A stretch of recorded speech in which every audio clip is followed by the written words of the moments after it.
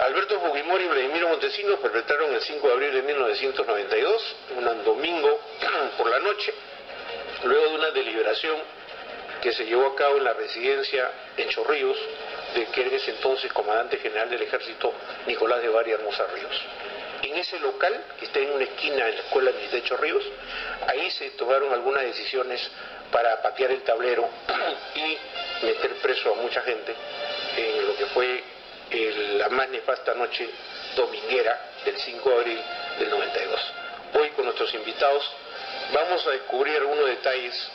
Yo lamentablemente sí tenía que yo ayer les anuncié que yo tengo un cassette donde están grabadas las voces y hasta un himno de oficiales del ejército de cómo planificaron evitar que Fujimori consolidara su 5 de abril. Pero eso lamentablemente me dice que por el cambio que ha habido de tecnología de Pro Tools me han dejado en el aire porque no me advirtieron. Como hemos cambiado ahora la señal 7.3, ¿no?, que es absolutamente digital, me he quedado con el cassette en la mano, recién me avisan, pero acá lo tengo y aquel estudioso que quisiera de alguna manera es un documento vivo y les voy a decir por qué. Después de los 5 de abril, varios oficiales y también quien les habla, lo digo públicamente, nos reuníamos. Yo era presidente de la prensa extranjera y recibí invitaciones para reunirme. Y algunos me llamaban encubiertamente, otros abiertamente, y con Roberto Ramírez del Villar, el doctor Valentín Paniagua, César Lévano, y voy a dar los nombres, y el señor Gustavo Move, nos reuníamos en un chifita al costado de Casimiro Ulloa, ahí donde está el hospital de emergencia, y en el segundo piso nos reuníamos. Algunos me dijeron para conspirar, si usted quiere, tómelo así, pero era para buscar la forma de recuperación, y cada uno llegaba. Y posteriormente con los oficiales del 13 de noviembre, que ustedes recordarán. Bueno, precisamente te contaré más adelante el detalle de cómo se gestó también eso del 13 de noviembre, que tuvo como, digamos, como punto de partida el 5 de abril. Bien, nos acompaña el doctor Abelino Guillén, ex fiscal supremo, está el congresista Mesías Guevara, que ahora se ha metido en un problemón porque va a tener que investigar toda una cuestión grande en Ancash. La doctora Elizabeth Sea Marquina, directora del Instituto de Derechos Humanos y Desarrollo de la Universidad San Martín de Porres y docente de Derecho Constitucional, y nuestro siempre distinguido doctor Hugo Guerra, director ejecutivo de Cátedra Perú, a quienes hemos invitado porque quisiera que ellos analicen desde su perspectiva las consecuencias que significó para nuestro país y qué puede pasar más adelante cuando conmemoremos los 200 años de vida republicana, una vida republicana que, resumido, ha estado salpicada casi siempre de golpes, intentos, sazonadas, es decir, cualquier tipo de situación que ha perjudicado siempre la vida democrática. Bienvenidos. ¿Cómo están? Bienvenidos. Bienvenidos. A ver, el 5 de abril no es como para decir salud, ¿no? Bueno, lo dirán aquellos que todavía añoran ese 5 de abril, pero fue fatídico. Lo dirán los inmorales. Los inmorales, claro, efectivamente. Y como dice acá en el Perú 21, Hugo Guerra, dice, si uno es honrado, dice, no ha debido ocurrir el 5 de abril. Es lo que dice, ¿no? Es lo que dice Hernando de Soto. Empecemos con la dama, con la doctora Elizabeth Sea Marquina, que es bastante joven. Me imagino que cuando hubo el 5 de abril usted era casi adolescente, hace 22 años. No, eso quise. Pues efectivamente. Estaba celebrando su quinceañera. Muchísimas gracias por la invitación en primer lugar. Pues sí, efectivamente era muy joven. Yo en ese momento estaba en quinto de secundaria, ya a punto de ingresar a la universidad. Bueno, pero ya... Secundaria, ya a punto de ingresar a la universidad. Bueno, pero ya tenía una percepción... Y no solamente una percepción de la realidad, sino también una decisión ya firme de dedicarme al derecho. Porque tenía un padre que en ese momento se desempeñaba como asesor del fiscal de la Nación. Yeah. Entonces mi padre era abogado. Me acuerdo mucho del momento que fue un domingo, como habíamos estado también comentando, y que yo me encontraba en mi casa con mi madre, ¿no? Entonces mi padre en eso llega y todos nos quedamos pues estupefactos con este mensaje a la nación que dio en ese momento a Alberto Fujimori, ¿no? pues la primera reacción fue de asombro, ¿no? De estupor en algún momento, y en el caso de mi padre, pues preguntarse, ¿y ahora qué va a hacer? ¿Qué va a hacer de mí? ¿Qué va a hacer ahora también de la Fiscalía? ¿Qué va a hacer del Ministerio Público? ¿Qué va a hacer de la democracia, ¿no? Yo sé que de repente en ese momento se produjo una serie de sentimientos encontrados en la mayoría de los ciudadanos peruanos, porque quizás el sentimiento a flor de piel del ciudadano era como que se sentía, bueno, por fin hay una reacción ante tanta burocracia, ante tanto dejar de hacer, dejar pasar de las instituciones políticas de aquel entonces. Vivíamos una época de hiperinflación, me acuerdo perfectamente. Creo que eso es algo que yo me acuerdo como ciudadana en aquel entonces. Vivíamos una época de subversión, de terrorismo, ¿no? Cuando el ciudadano de a pie de repente decía, bueno, esta es la respuesta que nosotros necesitamos, ¿no? Una mano dura, ¿no? Una respuesta directa, una respuesta concreta por parte del mandatario en ese momento, ¿no? Pero en realidad lo que nosotros debemos de analizar es las consecuencias de ese tipo de decisiones, ¿no? Las consecuencias a largo plazo, que para nada justifican, ¿no?, esa serie de medidas antidemocráticas, arbitrarias, inconstitucionales que se tomaron en ese momento y que vienen de un escenario previo, ¿no? Vienen de un escenario previo que ya estaremos comentando. Vamos a analizar precisamente lo que usted está anunciando. Doctor Guerra, la lectura del periodista, del analista, del que vivió además, ¿no es cierto?, junto con muchos otros periodistas, ese momento dramático para la democracia.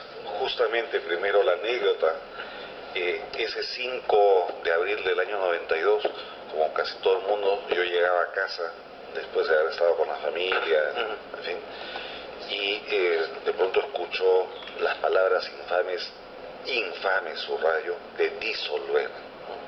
Inmediatamente llamo a la oficina, al comercio, yo era subdirector del diario, y le pregunto a Alberto García Castro, que era el jefe de redacción, y que en paz descanse, querido, estupendo periodista, ¿cómo están las cosas? Ten cuidado, no vayan a meterse los soldados. Me dice Hugo, muy tarde, ya están acá. Tuve que pasar una serie de peripecias hasta que finalmente pude ingresar a mi oficina, y junto con Alejo Miró Quesada tuvimos que hacer frente a la censura militar durante 3 días.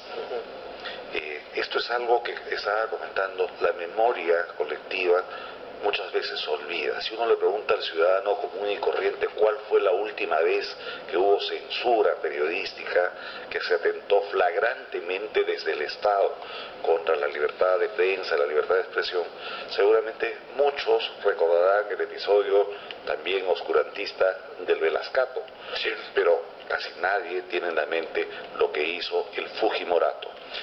Por otra parte, ya vistas las cosas con perspectiva, si bien en ese momento hubo una corriente de opinión de más de 88% que respaldaba el autogolpe, en el caso nuestro, desde el comercio de esa época, fuimos probablemente uno de los pocos medios que el mismo día, porque nos salimos de las nuevas tecnologías en esa época, el telefax, para romper el bloqueo de la censura, pero reconocimos el derecho a la desobediencia contra un régimen inconstitucional, y es más, alentamos la insurgencia popular. Estas son cosas interesantes de ver, que hay que revisar desde ahora. Acaba de recordar el doctor Guerra, en su calidad de subdirector. Yo simplemente, para la parte del anecdotario, yo estaba en mi casa viendo la televisión, cuando veo a Fujimori decir disolver, y bueno, para un periodista ya más o menos que tiene, digamos, como yo estaba de director de la agencia ANSA, la agencia de noticias, dije, no, este es de golpe, entonces no, ni interrupción democrática, así que agarré mi auto y me fui a la oficina. Cuando llego a la oficina, la agencia de noticias ANSA, ahí en Córdoba, entre San Isidro y Lince, encuentro un jeep con un coronel montado ahí y 11 soldados en la puerta de ANSA. Así que yo bajo, y lo veo, el coronel baja y tiene un sobre Manila. Y me dice, señor, venimos por disposición del Comando Conjunto a tomar el control de la agencia de noticias en particular la mía, porque yo era el presidente de la prensa extranjera, pues me tenían que tener controlado. Cuando yo ingreso, esto lo cuento simplemente para ya darle espacio a nosotros, bueno, mientras discutíamos por qué yo no aceptaba una presencia militar, suena el teléfono. Y yo, bueno, tenía que llamar a mi personal para que se convoque a la agencia, y en ese momento levanto el teléfono y me dice, señor Cuquín, una voz desesperada de mujer, ¿no? ¿Qué pasa? Por favor, vaya usted a Chacarilla, están tratando de apresar al doctor Alan García. Era Mirta Larrauri, la secretaria del doctor Alan García. Y yo estaba con los militares acá, con la puerta abierta en la oficina, entonces yo no sabía qué hacer, pues la verdad que se me hizo muy complicado. Y decía, por favor venga, porque el único que está respondiendo con disparos es Jorge Castillo, ¿no? Que era el que disparaba para que no entre el famoso Martín Rivas, porque el que hizo, posteriormente investigué, fue Martín Rivas, el del comando famoso Colina. Y esos son episodios que uno los ha vivido de cerca, ¿no? Pero me imagino que ustedes, los políticos, decía Guevara, también la vivieron en Acción Popular, también pusieron cerca, tengo entendido, en el APRA, y no sé si en Acción Popular pusieron tropas, ¿no? Alberto, buenos días, amigos. La verdad que este hecho episódico, yo en primer lugar creo que debemos hacer una reflexión. Debemos decirle al pueblo peruano y a los jóvenes que nunca más 5 de abril en primer lugar. Eso de ahí debemos de partir, porque cuando se rompe el Estado de Derecho, se rompen los derechos fundamentales de las personas, la libertad de expresión, la libertad de tránsito, es decir, todo se parametra, todo se controla. Y el 5 de abril gestado por el señor Alberto Fujimori, yo creo que fue un acto que nunca más debe de volverse a repetir, sobre todo por las consecuencias que luego se vienen, actos de corrupción, violación de derechos humanos, como ahora los que mover, dice... cuando le preguntan, lo que dice a Hugo, lo que le manifiestan de que no se acuerdan mucho de Fujimori, que lo que pasa es que el fujimorismo fue muy astuto, desarrollaron un sistema democrático, una dictadura maquillada con ciertos indicios de democracia, a tal punto que querían soslayar la esencia de ellos mismos, que era una dictadura cívico-militar. Y por lo demás, es que estos hechos, a mi partido, en ese entonces mi padre era diputado. Don David Guevara Soto era diputado en ese entonces por la región Cajamarca también, y fuimos duramente golpeados, no solamente acá en Lima, sino también en Cajamarca. Fue disuelto también, pero fíjate, más que eso es porque luego, como consecuencia de ello, yo creo que a 3 movimientos o partidos políticos la dictadura persiguió bastante. O fue al APRA, a Acción Popular y a la izquierda en sí. Y eso se ve, porque si tú ves adelante, el APRA prácticamente desapareció hasta que surgió la figura de Alan García, o mejor dicho, se consolidó, y luego a Acción Popular fuimos, nuestros cuadros provinciales destrozados, fueron cambiados, presionados para que se cambien de característica política. Eso vamos a dar detalles. Además hay que recordar que Alan García, cuando logró huir por los techos, fue a caer justamente al tanque de agua de Juan Carlos Hurtado Miller, donde se escondió, ¿no? Después yo lo entrevisté en la clandestinidad de García hasta que se fue a Colombia. Doctor Guillén, usted como defensor también de la legalidad, ¿no? Y que vivió ese episodio igual como ciudadano democrático. Sí, yo estuve en mi casa en la noche y un amigo me llamó, un amigo juez, y me comentó, prende tu televisor que en estos momentos el señor Fujimori está dando un mensaje a la nación. Y escuché las palabras, ¿no? Que ojalá nunca se repitan, disolver el Congreso. A partir de ese momento, el sistema de justicia en el Perú padeció momentos muy graves, que hasta ahora no se puede recuperar. Se intervino físicamente a través de militares las sedes del Poder Judicial, del Ministerio Público y el Tribunal de Garantías Constitucionales en Arequipa. Y hubo un cese masivo de jueces mediante decretos leyes a partir del 24 de abril. Pero ahí no queda la cosa. A partir del 24 de abril se instalan comisiones evaluadoras de jueces y fiscales a nivel nacional. Y son separados de la función cientos de magistrados. Es tan alto el número que hasta hoy día, después de 22 años, no se ha podido recuperar el titularato de ese número tan grande de magistrados destituidos.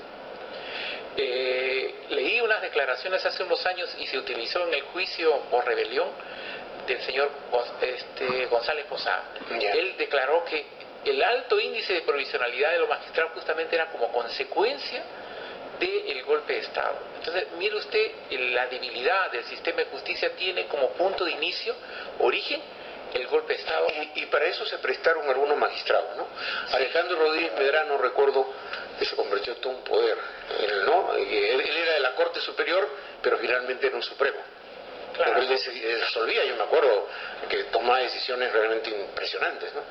Claro, se instalaron todo un sistema, se instalaron comisiones ejecutivas con la finalidad de quitarle poder al fiscal de la Nación y al presidente de la Corte Suprema. Ese fue, digamos, el estallido más dramático del sistema judicial. Así es, fue una debilidad absoluta y un sometimiento total al régimen. Vamos a seguir analizando. Perdón, ya que has mencionado un nombre tan específico, dejo constancia que el ex magistrado Rodríguez Medrano tuvo que pagar 8 años de cárcel. Y el único caso por el cual pagó realmente fue porque él ordenó, por indicación de Montesinos, y así consta en autos de todo el proceso, que me procesaran a mí indebidamente. Bien. Bueno, miren cómo van surgiendo los detalles.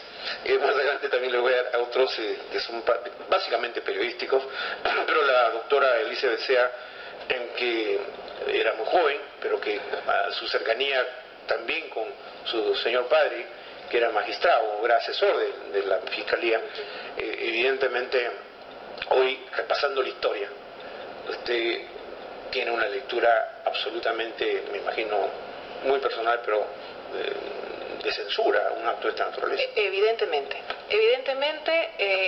me auno al llamado de los invitados del día de hoy, en que la sociedad, en especial los jóvenes, deben de tomar esta fecha como un referente de que no puede volver a suceder, ¿no? Nunca ha habido un atentado a la democracia tan grande en el Perú como aquel que se inició este 5 de abril, pero que fue precedido por un escenario, como había estado comentando anteriormente, de gran fragilidad social, ¿no? Por esta crisis económica de repente, por esta crisis de las clases políticas. Crisis de liderazgo, ¿no? De liderazgo, de consenso también, de consenso entre el Parlamento de ese entonces, ¿no? Que era bicameral, con el presidente, que hizo y facilitó que Fujimori hiciera realidad pues un gobierno dictatorial, ¿no? A partir de este 5 de abril. A pesar de que en esa época, ¿no? Si bien es cierto la voluntad de Alberto Fujimori era la de legislar en ciertos puntos críticos, como era el tema de la lucha contra la subversión y en materia económica, y a pesar, inclusive de acuerdo a las propias declaraciones de la época que era el presidente del Senado, el doctor Osterling, de que ya se le había premunido a él de una facultad de delegación legislativa, tan es así que Fujimori da alrededor de unos 120 decretos legislativos, ¿no? Entre ellos destacan 3 decretos legislativos, ¿no? En el cual el 743, el 746 y el 749, ¿no? Que crean pues todo un nuevo sistema de defensa nacional, ¿no? Crea el SIN, ¿no es cierto? Y crea también la presencia de estos grupos políticos militares que se afincan en las zonas de emergencia. Entonces, los comandos políticos militares. Así es, ¿no? Y que estaban, por supuesto, amparados por el Comando Conjunto de aquel entonces, el cual fue premunido de una serie de competencias y potestades jamás vistas, ¿no? Y que obviamente, pues, en ese momento conducía el gobierno en forma conjunta con Alberto Fujimori. Entonces, esto frente a una, definitivamente, con decretos legislativos que tenían que ser revisados por el Congreso de aquel entonces, con muy poco tiempo, de acuerdo a la Constitución vigente, 30 días, pues era imposible, ¿no? De que en ese momento, pues, comenzara a operar el aparato, todos los mecanismos democráticos que la misma Constitución contenía en aquel entonces. Entonces, este escenario fue el preparatorio para que Fujimori pudiera realizar todos estos actos. Hay hechos que a veces resultan premonitorios, pero para mí personalmente, como periodista, quiero decirles que a los 2 días que se ocurre el golpe, cuando hacíamos gestiones para que se liberara pues a varios periodistas, entre los cuales Gustavo Rick y toda la gente que había sido apresada, me llama Mariano Grondona, que probablemente la gente no recuerda, pero Mariano Grondona es un extraordinario periodista argentino que tenía visión internacional, y me dice: el artículo de la semana lo escribes tú, y por favor, ¿no? Con la foto de Fujimori. Y yo arranco mi artículo señalando lo siguiente: un salto al vacío, una solución histórica o el retorno triunfal del militarismo. Planteaba eso. Y es la pregunta que voy a plantear ahora para esos invitados. El título del artículo era Perú cuando el golpe avisa, ¿no? Y señalamos entre otros argumentos, es: ¿fue un salto al vacío? ¿Fue una decisión, como dicen los fujimoristas, histórica para detener el terrorismo y todo lo demás? ¿O sencillamente se le dio gran poder a los militares también para que hicieran, como tal, la gran parte de los militares que intervinieron terminaron presos durante la administración de Valentín Paniagua por actos de corrupción? ¿Qué dice el doctor Uguerra? A ver, yo creo que en torno primero al fujimorato y al otro concepto, el fujimontesinismo, se ha estructurado una visión cuasi mítica que es muy feble, porque es pura propaganda con poca realidad detrás. En primer término, escuchaba mucho lo que dice la doctora respecto a la supuesta crisis de los partidos políticos de ese momento. Yo creo que había mucho más consenso, había mucho más coordinación democrática. Me consta del enorme esfuerzo que hacía en esa etapa Acción Popular, el APRA y el PPC. Me consta. Pero luego, lo voy a decir de esta manera, después de la reunión de la OEA el año 93 para darle una salida pseudodemocrática, una vez más la complicidad de la OEA permitió que siguiera Fujimori. Yo soy invitado a la Universidad de Indiana, de Notre Dame en Indiana, en Estados Unidos, para hablar sobre política latinoamericana, pero se me acerca un doctorando de la universidad, el señor Charles Kennedy, y me dice: doctor, yo quisiera que usted lea el resumen de mi tesis y me dé su opinión para mañana. Le digo: me parece un poco raro, ¿de qué se trata? Dice: léala y yo lo busco mañana. Me pasé la noche leyendo lo siguiente: cómo el texto que es presentado en la OEA por Fujimori con sus asesores, y prefiero inhibirme en este momento de recordar quiénes son o quiénes fueron los asesores, era el mismo texto que el chavismo naciente utilizó para hablar de la partidocracia en el caso de Venezuela y desacreditar el sistema político venezolano. Y de eso hay constancia histórica. Entonces, creo que se ha armado mucho propaganda desvirtuando las cosas. Por ejemplo, se atribuye al Fujimorato el éxito contra el terrorismo. Mentira. Hay evidencias claras y hay una serie de testimonios de cómo precisamente Montesinos impide la captura hasta en 2 veces de Abimael Guzmán. Y es más, cuando se le captura es en contra de la voluntad de Montesinos, en contra de la voluntad de Fujimori. ¿Por qué? Porque se permitía, sobre pretexto del enemigo común, que era el terrorismo, hacer nada menos que negocios con el narcotráfico, negocios ilícitos con el tráfico de armas, y encima mantener un régimen que no fue autoritario, hay que decir las cosas claras, dictatorial. Correcto. Expresiones del doctor Hugo Guerra me parecen sumamente importantes. Don Mesías Guevara, hacer lecturas de todo esto a esta altura, después de 22 años, es un poco complicado porque hay que recordar un montón de cosas, ¿no? Pero digamos, en su caso, usted también era joven. Sí, era relativamente joven. No era mayor que la doctora. No era adolescente, pero más o menos. ¿Usted piensa que este atropello a la democracia perpetrada por Alberto Fujimori fue una idea, vamos a poner como dicen los fujimoristas, genial de Fujimori, o esto fue prácticamente una iniciativa de Montesinos y todo su argolla? ¿De quién fue prácticamente la idea? Yo tengo algunas evidencias, ¿no? Pero digamos, y le pregunto a usted, ¿de quién fue la idea del 5 de abril? Bueno, yo pienso que fue un consenso entre Fujimori y Montesinos, y para mí, si yo lo califico, no es un acto genial ni trascendental, es un acto primitivo. Eso es lo que yo calificaría un acto primitivo. Dicen que fue una cosa extraordinaria. Bueno, ellos sí, incluso fue gestado bajo pretextos, como acá se está explicando, fueron pretextos. El Congreso de la República en ese entonces le había dado todas las facultades legislativas, todo el apoyo, incluso en el Senado, que estaba Felipe Osterling, y en lo que es el diputado estaba Ramírez del Villar, o sea que los demócratas, que los otros partidos, pero hay que reconocer, le estaban dando toda la valía, todo el peso. Incluso los diputados le ayudaban para que pase las censuras las interpelaciones, la investidura, le daban el voto de confianza. Así que fue un pretexto absoluto. Es cierto que en esos momentos había ya cierto cansancio, cierto desprestigio, porque veníamos de un gobierno catastrófico de Alan García Pérez, por ahí preinflación, el terrorismo, eso es cierto, pero nada justificaba el tema del golpe que asumió el señor Fujimori. Incluso cuando maquillan ellos a través de la OEA, en la famosa convocatoria de la constituyente, nosotros decidimos no participar en este proceso electoral, porque no queríamos convalidar un acto de esta naturaleza, porque el dictador Fujimori quería maquillarse, quería establecerse. Por eso nosotros no participamos y rechazamos de manera indirecta. En el partido había un debate, que participemos o no participemos. A los jóvenes de ese entonces querían, participen ustedes en este proceso electoral, pero eso mismo le dijimos, no, presidente Belaúnde, no es conveniente, y él mismo luego lo asumió y dijo que no era conveniente que participemos porque íbamos a maquillar. Y creo que fuimos pocos los partidos políticos, en este caso solamente 3, Acción Popular, el APRA y la izquierda, porque el PP sí participó, y ahí es un tema que yo creo que cometieron un error histórico. En unos minutos vamos a ver esa parte de los errores históricos. Doctor Guillén, como dice el doctor Guerra, una dictadura. Para usted también fue una dictadura, porque algunos dicen que fue una autocracia, otros que fue un gobierno autoritario de mano dura. Finalmente se rompieron todos los esquemas democráticos, se echó al tacho la basura de las leyes y la constitución vigente en ese entonces. Entonces prácticamente era un régimen dictatorial. Sí, yo coincido con el doctor Guerra en el sentido que es una dictadura.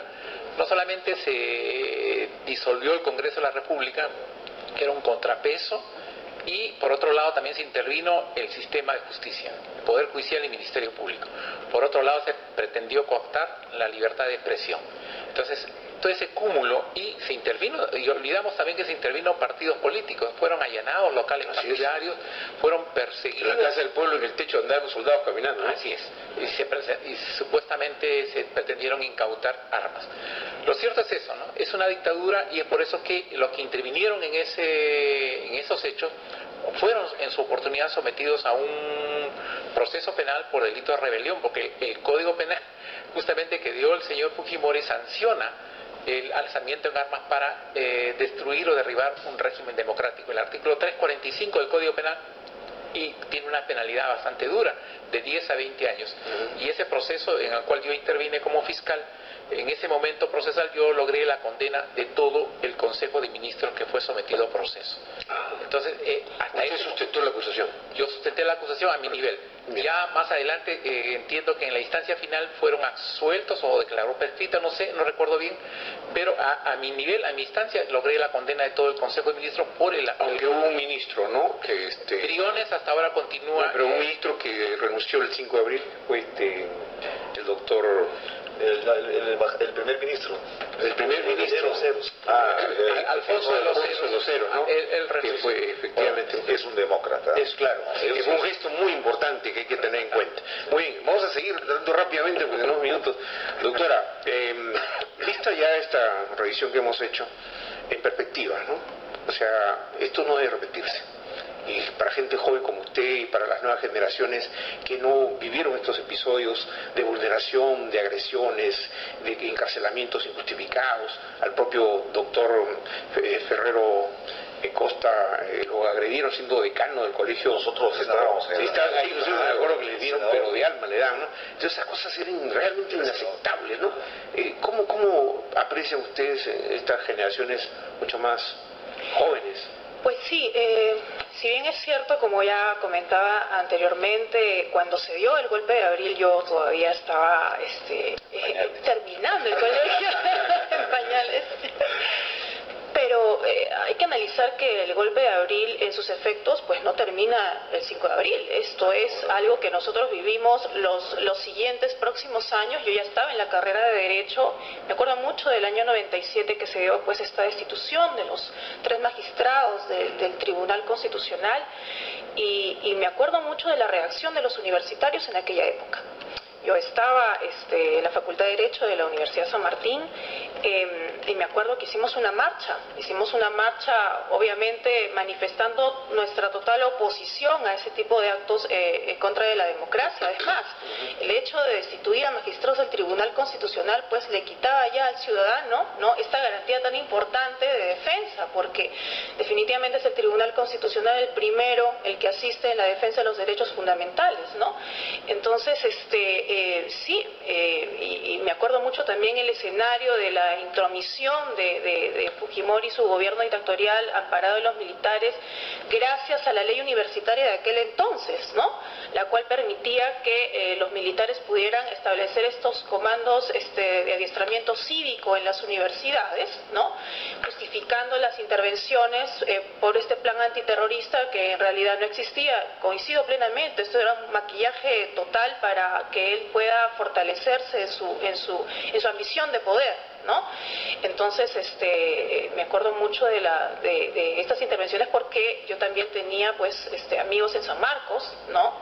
Definitivamente las redes de derechos humanos no es algo que comienza a partir del 5 de abril, aunque obviamente, ¿no?, a partir del 5 de abril, todos aquellos que después nos hemos dedicado a la defensa de los derechos humanos, de los derechos fundamentales, pues hemos marcado más nuestra tendencia hacia eso, porque sabemos perfectamente cuál es el escenario que los jóvenes del Perú no deben de vivir, ¿no?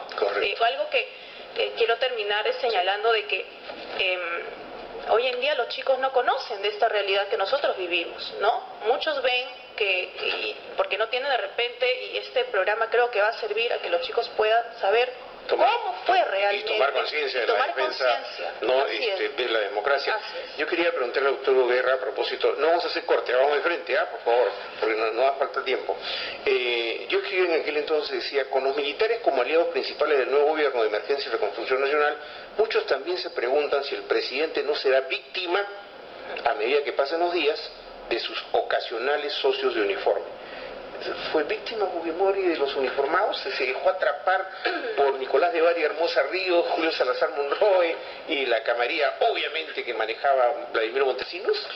Yo creo que ya es algo históricamente demostrado que se produjo un proceso que es político, es psicológico, es penal, que se llama la cooptación.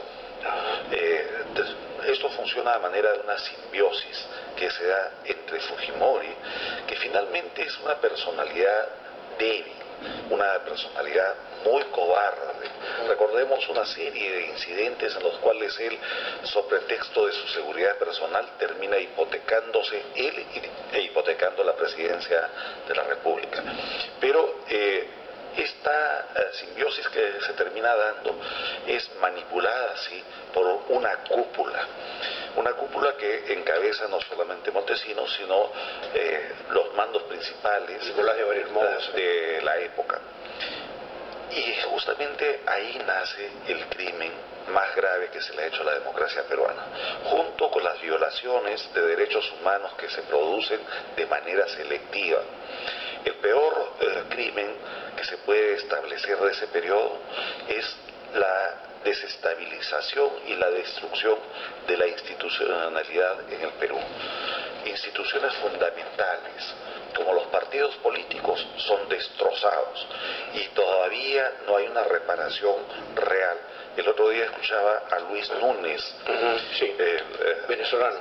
Así es, y el analista político superior que vive entre nosotros, que es el mismo, y nos recordaba que en el Perú hoy en día hay 18 partidos políticos registrados, 11 en lista de espera y 111 movimientos regionales que quieren igualmente inscribirse, lo cual es, para parafrasear las palabras de Hernando de Soto, una estupidez. Pero la desinstitucionalización también llega a los socios de circunstancia de esa época, que son los mandos militares, las Fuerzas Armadas. Y yo soy abogado de militares y policías en diferentes temas. Además, realmente defiendo a las instituciones, fueron las que más sufrieron. Y lo paradójico es que muchos no entienden la lección. todavía hay una tentación totalitaria en quienes creen que solamente la mano dura es la que va a sacar al país adelante. Tentación totalitaria, pero es el título de un libro, ¿eh? Bueno, de hecho, Alvin Toffler lo tiene. Sí, ya lo me decían, bueno, hemos visto la parte, ahora, quiero insistir en la parte de los políticos, ¿no? Fujimori solo, sin la Fuerza Armada, no era nada. No era nada. Estoy seguro. Pero ¿qué pasó? ¿Por qué no se articularon los mecanismos que todo el mundo sabe? Yo lo conozco hace muchos años, que muchos dirigentes políticos tienen estamentos en la Fuerza Armada, que son conocidos, que son recíprocos, que se conocen, ¿no? Es decir, ¿qué impidió que algunos sectores de la Fuerza Armada institucionalistas, que lo sabía, yo voy a demostrar ahora que sí lo sabía, se quedaron casi inmóviles ante incluso cierta flaqueza de la clase política? Porque ellos decían, bueno, si la clase política no reacciona y yo no me enfrento al poder de Fujimori, voy a terminar en Real Felipe. Bueno, yo pienso que la interrogante de ellos. Alberto, yo pienso que en ese sentido sí se movieron con mucha rapidez y con mucha inteligencia y audacia. Es decir, tanto Fujimori y Montesinos, al nombrar a Hermosa Ríos como el nuevo comandante general, yo creo que le vendieron todo un proyecto y prácticamente inmovilizaron a los demás. No olvidemos que prácticamente establecieron también una dictadura dentro de la Fuerza Armada. Yo ahí tengo mi punto de vista. A ver. Y voy a dar un detalle nada más de cómo está fracturada la clase política. Lamentablemente, No, pero estamos hablando de favoreciendo, Fuerzas Armadas. sí, bueno, Claro. pero si la Fuerza Armada está a la expectativa de que un grupo, ¿no? Un sector de la Fuerza Armada, el institucionalista, que un sector político se inmediatamente reaccionara, y le voy a dar detalles. Yo fui con María Jesús Tello, Ya. si no me equivoco, Jesús Tello, ¿no? Es la periodista. María del Pilar. María del Pilar, perdona, María del Pilar, me he confundido. Con María del Pilar fuimos los dos que estuvimos en la casa de Máximo San Román, al día que él regresó. Ahí en la Entre los esquina de dos, la aviación. exacto, y entre los dos, en su maquinita de ¿cómo se llama? De IBM, esa de bolita, nos pusimos a redactar su manifiesto, ¿ya? Nosotros dos, los dos periodistas, y el gordo estaba ahí, el gordo Máximo, con su señora que está al costado. Irene. Irene, exactamente. ¿Y qué pasó? Él con el teléfono llamando a todo el mundo, porque ya tenía su banca presidencial, la tenía acá, tenía todo, ¿no? Entonces nosotros, a ver, ¿cómo hacemos? ¿Qué párrafo? Porque el gordo no pensaba ya, porque el gordo estaba muy angustiado, entonces estábamos redactando el manifiesto. ¿Ya? Y él ya había mandado a imprimir con su empresa el papel del manifiesto, decía presidencia constitucional, ahí está el documento está ahí. Entonces, y el colegio de abogados lo estaban esperando Para que él abriera la ventana y dio juramento. Y es legítimo. Totalmente, pero en ese momento, me consta, no le contestaban en el teléfono. O sea, los partidos están también jugando la suya. No, lo que pasa porque no lo apoyaron en el momento que el gordo necesitaba. Yo digo, el gordo es mi amigo. Lo que pasa es que, como te decía hace unos instantes, estos señores se movieron en dos frentes. Uno dentro del ejército peruano copando y otro con los psicosociales, como la doctora acaba también de hacernos recordar, con psicosociales que prácticamente llevaron a cerca del 90%, 88 y pico, a apoyar este golpe. Entonces había un psicosocial que los movimientos políticos en esos momentos prácticamente también nos desventaja y nos neutralizaron. Incluso no olvidemos que en ese entonces prácticamente el Perú llegó a tener 3 presidentes. Fujimori, el primer vicepresidente Máximo San Román, y García, que también estuvo... Bueno, García lo habían sacado ya. Lo habían sacado, pero él también no, el vicepresidente García.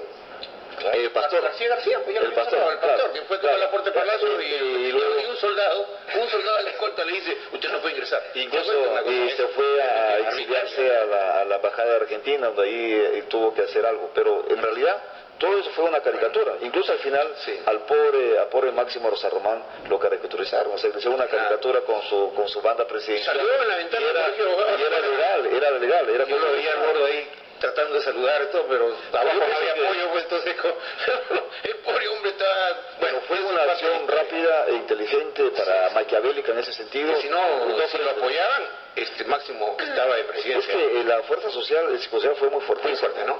Doctor, estas cosas que estamos ahora comentando que fueron en el momento dramáticas, ¿no? Porque yo las he vivido muy de cerca.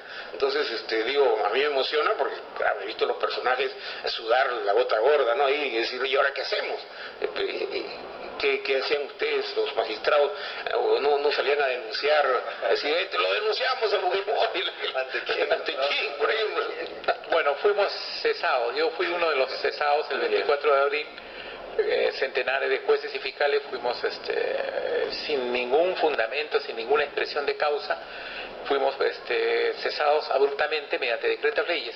Después, durante los procesos judiciales se ha logrado determinar que todas estas listas de ceses y estos decretos leyes fueron elaborados en el Servicio de Inteligencia Nacional.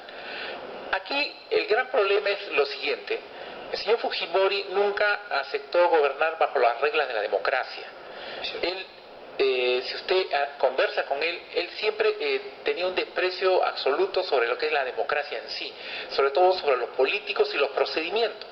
Entonces él necesitaba, para poder gobernar como técnico, entre comillas, un aparato de poder, y es por eso que necesita la construcción de lo que él considera un aparato de poder, mediante el cual todas las decisiones importantes eran más fluidas y llegaban rápidamente hacia el pueblo. Y es por eso que en el Servicio de Inteligencia Nacional, conforme ustedes habrán podido ver, a través de cientos de videos, ahí es donde se tomaban las decisiones más importantes que regían los destinos del país. Y verdaderamente nadie puede negar, Montesinos cogobernaba con Alberto Fujimori. Toda la infraestructura, todo el aparato militar, todos los políticos se reunían con el señor Montesinos y ahí se tomaban las decisiones más importantes. Y luego Montesinos despachaba con el señor Fujimori. Eso es algo documentado. Y se fue gestando toda hasta los tránsfugas y todo lo demás, ¿no? Y solamente un dato adicional, es verdad, el 24 de marzo de 1990, durante el primer gobierno del señor García, se creó el GEIN, el Grupo Especial de Inteligencia, con un solo objetivo: capturar a la cúpula de Sendero Luminoso. ¿Cuál fue la respuesta del señor Fujimori? Fue crear también un organismo paralelo para que haga la competencia al GEIN. Pero eso en el ejército. En el ejército, correcto. Colina. Exactamente. Doctora, pasados 22 años, ¿no? Uno ya la ve las cosas mucho más frías, más ponderadas. Sin embargo, en esos momentos, cuando uno nace con la convicción de que la democracia es imperfecta, pero finalmente es el mejor sistema, ¿no es cierto? Es el mejor sistema. ¿Qué podemos, ya haciendo como propuesta, ¿no? Usted que se ha ahora dedicado a la defensa de los derechos humanos profesionalmente y personalmente, ¿cómo disuadir a muchos jóvenes o a muchas personas que piensan que todavía es factible ordenar un país a través de un régimen de mano dura? Porque eso es lo que a veces uno escucha a la gente. A mí me llena de escozor cuando escucho que gente te lo dice abiertamente, ¿no? Necesitamos un tipo como Fujimori para que ya se acabe con la delincuencia, como si eso fuera tan fácil. Pero digamos, ¿qué piensas? Así es. Yo pienso que para sensibilizar a los jóvenes, nosotros tenemos una gran tarea, y hablo de nosotros como los docentes, que somos los docentes de Derecho en la academia. Tenemos una gran tarea de enseñarle a nuestros jóvenes que este tema de la democracia no es un mecanismo que responde a un querer, ¿no? A una voluntad única, y que solamente es la mayoría la que manda, ¿no? Muchos de estos gobiernos dictatoriales tienen un respaldo en una mayoría que muchas veces está necesitada de repente de un apoyo económico, de repente una mayoría que ha pasado por una crisis política, una crisis social, y eso hace que estas mayorías tomen los caminos antidemocráticos y que apoyen gobiernos dictatoriales. Los jóvenes hoy en día tienen que tener en cuenta que están viviendo en una democracia, que hoy en día ellos pueden expresar libremente, ¿no?, lo que piensan, lo que opinan. No están todavía no estamos, y no queremos volver a pasar por un régimen en el cual uno no pueda expresar lo que uno piensa, ¿no? Entonces nosotros tenemos que sensibilizar a los jóvenes para que ellos tomen conciencia de que la democracia comienza con uno mismo. Uno tiene que participar activamente de la vida política de su país. Uno tiene que comenzar también a ser consciente de que un sistema democrático no va a funcionar si es que no existe un compromiso por parte de la sociedad ¿no? de defender ellos mismos los derechos, ¿no? Y nosotros la academia tenemos este deber de formación. Usted ¿no? plantea realmente no solo formación académica, sino una toma de conciencia cívica. Por supuesto, y eso es parte también de la labor de la academia. Correcto. ¿no? Para ir ya concluyendo, ¿qué lecciones? Por ejemplo, en este momento, bueno, en esa época no había redes sociales, pero ¿cómo habría sido la relación con las redes sociales? ¿No? Muy diferente. Muy diferente. Pero, a ver, precisamente vinculado al tema académico, a mí Sendero Luminoso me dotó de una de mis almas mater. He estudiado en la Católica, Abogacía, y en San Marcos, Comunicaciones, Periodismo. Me votaron de San Marcos los senderistas después de hacerme un juicio popular, felizmente que no pasó al nivel... No sé que somos tres. Sí, claro. Yo fui un día invitado a dar una conferencia en letras con Federico Salazar. Inocentemente caímos y era un juicio popular contra nosotros.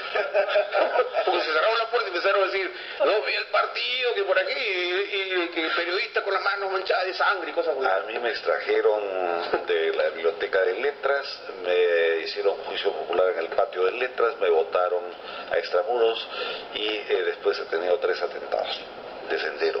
Pero paradójicamente, y lo quiero poner de esta manera, el año 94, 95, quien me votó de San Marcos a manera de una renuncia personal fue el Fujimorato, porque si bien yo puedo entender la necesidad que había de tener algunos controles, nunca pude aceptar que el servicio de inteligencia tuviera el descaro de poner gente de su organización en mis clases para ver qué cosas enseñaba. Entonces tuve que renunciar a mi cátedra querida en San Marcos, porque la imposición autoritaria, venga de donde viniese, no se puede aceptar. Algunos notables se prestaron para eso, ¿no? Muchos. Pablo Macera casi hablaba siempre a favor del populismo. Es una pena, pero es cierto.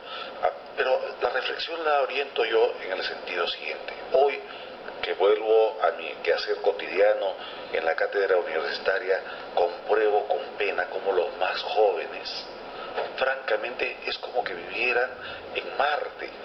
No conocen nada de ese periodo, no conocen nada de la violencia terrorista y menos del autoritarismo. Eso por culpa de los padres, por culpa del sistema educativo en general, pero también por la complicidad de muchos medios de comunicación, muchos de los cuales fueron agredidos, perseguidos por la dictadura fujimontesinista, que hoy son cómplices de ese pensamiento y, por desgracia, de esa posibilidad de alternativa. Ahí se juzga ahora los diarios Chicha también. Así es, y hay muchos señorones de la prensa que incluso que ahora aparecen oficinas del CIN y que ahora que no se han lavado la cara todavía. Parece no se han lavado la cara. Demócrata. Efectivamente. ¿Y qué van a hacer los partidos políticos a partir de toda esa experiencia para consolidar la democracia? Porque lo que estamos viendo ahora es mucha fractura, o sea, mucha fractura política. Casi todos los días ha llegado al extremo que ahora se enfrenta expresidente con el presidente de la República. Ya eso es insólito. Nosotros, como por lo menos de mi Partido de Acción Popular, estamos haciendo diversas iniciativas legislativas para consolidar la democracia. De este jueves, anteayer, había un debate, ya me ha gustado este debate, en la que hemos empezado ya a ver la reforma de los partidos políticos para consolidar las democracias internas, para ver el tema del financiamiento, para ver el tema de la doctrina y ideología que tiene que tener cada partido en su fundamentación, en su renovación del cuadro, importante. La renovación del cuadro, la democracia interna es fundamental, y sobre todo hacer que la política sea atractiva a los jóvenes, a la población en general, y que se sienta que la política en su esencia es el arte de gobernar, el arte de servir, y no lo que se ha manifestado en los últimos 20 años. Por lo tanto, aquí, por ejemplo, es importante decir a los jóvenes que participen en la política, pero hay que hacerla atractivo. Yo también creo de que es importante que la renovación, estamos en eso. Propuse un proyecto de ley para que la formación política venga desde el colegio, educación cívica, pero la política de verdad, es decir que es ideología, que es filosofía. La política no es mala. No es mala. ¿Y sabes que los actores políticos? Curiosamente, en la Comisión de Educación lo archivaron. Entonces, motivo para otra invitación. Incluso, pero sí no hay que callarnos, hay que seguir. Yo creo que la democracia hay que seguir consolidando. ¿Cómo debe actuar el sistema judicial, ¿no?, para fortalecer más la institucionalidad de nuestro país? Porque también vemos, por ejemplo, lamentablemente, fracturas en el Ministerio Público. Un fiscal luchando contra otro fiscal, el otro fiscal renuncia, porque es una juega de poderes que la verdad que le hace también daño a la imagen institucional del Ministerio Público. Bueno, renunciando a sus apetitos personales. Eso es la única forma. Hay que trabajar fuerte por mantener la independencia, la autonomía. Los jueces y los fiscales de alguna forma tienen que dar una muestra de independencia y van a ser valorados justamente por sus decisiones y por su conducta. No hay otra forma. Los jueces se expresan a través de sus sentencias, igualmente los fiscales a través de sus dictámenes. Yo creo que el respeto absoluto a la ley, a la Constitución, ayudará a dar muestra de un trabajo intachable, incuestionable, va de alguna forma a construir y fortalecer la democracia.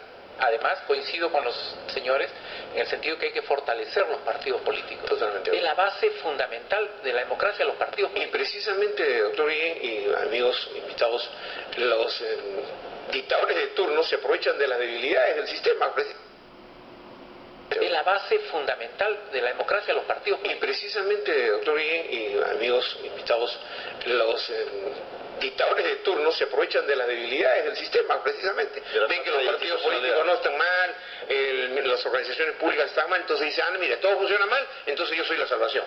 Y ahí viene el culto a la personalidad del que se erige gobernante. Hay que decirle a Hugo que hay que debatir la concentración de medios. También. Lo que pasa es que ese es otro tema, Así que le digo, decía, mientras los que debatan ahí sean demócratas y no falsos demócratas como los que ahora se han sumado a Acción Popular, y me da pena por el arquitecto de la UADE. Con Cátedra Perú ya hemos hecho varios debates y lo vamos a seguir haciendo. Yo quería finalmente, para concluir, queridos amigos, que la historia a veces queda ya graficada, y cuando queda graficada queda, en mi caso, yo quería mostrarles a los que están en línea. Este es los del 13 de noviembre. Están en Real Felipe presos. Y yo participé en apoyo de ellos, vamos a decir ocultamente, y ellos me hicieron este cuadro reconociendo mi apoyo y firmaron desde Salinas hasta los últimos oficiales. Pero eso fue cuando estaba en prisión. Una vez que salieron, todos acudieron a mi casa, y eso fue un gesto que realmente yo agradezco. Los del 13 de noviembre acudieron a mi casa encabezados por Lucho González Posada, ¿no? Y aquí está la foto, ¿no? En mi departamento. Llegaron el 13 de noviembre para decirme: gracias, Cuquín, tu apoyo fue realmente importante para el 13 de noviembre, que quiso recuperar la democracia. Por eso insisto que hay institucionalistas en nuestro país, somos muchos y no podemos doblegarnos frente a los apetitos de poder de algunos que quieren hacer de dictadores y finalmente afectando la democracia en nuestro país. Este ha sido un programa de recordación de una fecha. No sé si alguien quisiera decir alguna cosa, tenemos unos 2 minutos nada más. Rapidísimo. Felicitarte no solamente a ti por todo lo que has hecho en ese periodo, que creo que es muy justo como este reconocimiento que te hicieron los 13 de noviembre, sino felicitar que hayan espacios en los medios de comunicación, en este caso de Radio Nacional, que tratan los temas sustantivos de una manera plural. Esto ojalá, y me gustaría ver cuántos medios van a justamente abrir el debate sobre lo que ocurrió hace 22 años. Y ahora que hemos logrado tener ya nuestra señal de televisión digital y a través de nuestro canal que tenemos aquí, nomás al costadito, que ya todos los días salimos al aire, vía televisión, ahí vamos a tener programas precisamente de esta naturaleza. Unas últimas palabras de la entrevista. Bueno, agradecerle esta oportunidad y felicitarle, me uno a las felicitaciones del doctor Guerra por esta iniciativa que tiene este medio de comunicación de fomentar este diálogo, este espacio de diálogo. Y una última reflexión, ¿no? Parte también del fortalecimiento de la democracia es que los ciudadanos conozcamos nuestra Constitución. Dejemos de ver la Constitución como un documento organizativo y más bien conocer la parte emocional, la emotio de la Constitución, que también ya el Tribunal Constitucional ha hablado sobre eso. La Constitución es la base que regula las conductas, ¿no? Tanto del poder político como de los ciudadanos. Es ¿no? el máximo contrato que tenemos los ciudadanos. Y nosotros, y reconocer su validez en su integridad, ¿no? Y agradecerle por este espacio. La próxima vez la voy a invitar para un programa, productora, para tratar la unión civil. Derechos humanos. Encantada. Derechos fundamentales, Muchísimo que hablar. Perfecto. Así que toma nota. Excelente. Bueno, yo quería hacer simplemente una reflexión, decirle a todos nuestros conciudadanos a nivel nacional que participemos activamente en política. Fíjate que hace 500 años antes de Cristo, Pericles decía en Atenas que aquellos que son indiferentes a la cosa, manejo de la cosa pública no eran simplemente vistos como indiferentes, sino como peligrosos para la sociedad. Por lo tanto, es importante que todos y cada uno de nosotros participemos activamente en política para consolidar la democracia de nuestro país. Muy bien. Brevemente, la democracia puede tener debilidades, puede tener errores, pero es la mejor forma de gobierno y es la única manera de garantizar los derechos fundamentales de la persona. Es algo que no debemos olvidar. Queridos amigos, una enorme satisfacción contar con 4 distinguidas personalidades que nos han mostrado lo que ellos piensan, su lectura y sus proyecciones, porque de acá a unos 8 años ya estaríamos en el 2021 celebrando 200 años de vida republicana, muchas veces traumática, pero finalmente queremos que a ese momento que llegue histórico, podamos tener una democracia totalmente consolidada, con partidos políticos legitimados por la misma fuerza popular que cada uno reúna, y que los debates, las discusiones, todo... No, que la fuerza popular, cuidado. No, dicho por la fuerza popular no es el partido sí, pues es que tampoco puedo estar haciendo discreciones. Entonces voy a cambiar la emoción, de acuerdo a las fortalezas del pueblo. O sea, del movimiento social. Del movimiento social. Mejor, tiene razón. Buena la corrección, anda la misma mosca, con Benita Guevara. Bien, amigos, tenemos que despedirnos, me dice que tengo que correr. Gracias y hasta el próximo sábado.